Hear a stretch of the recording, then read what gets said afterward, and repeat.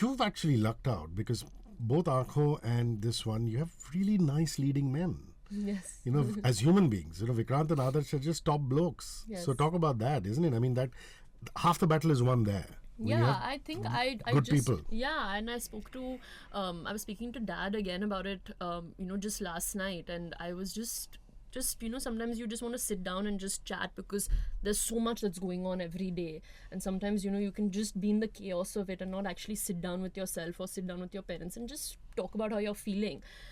And I really was reflecting on just moments of shooting Tu Ya Main with my dad, and I really was thinking, damn, half these scenes, half these moments that I've tried to create as an actor is all thanks to Adarsh also being there, right beside me, because there were so many moments that I was even telling my dad, because we were talking about the scenes, that I forgot I was in doing a scene, because I felt like he took me somewhere, and I forgot that I was who I was and I was this character. He took me there, just looking at him, and I like you said, half the job is done, because all you have to do is be in the moment and just listen. That's what my dad had told me when I was starting with Vikrant as well. My acting coach Rachit Singh, at that time when I was training with him, he told me that about Vikrant also as well, that Shanaya, be calm, be in the moment.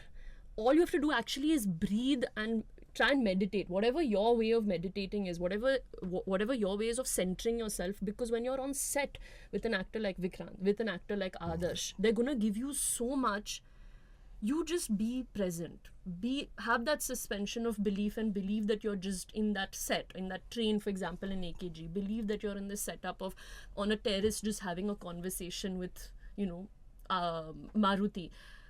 Just have that moment, tell yourself that, and the rest will happen, because they'll give you so much. So yeah, I did luck out. Oh man, thanks for being so sweet. 94.3 Radio 1.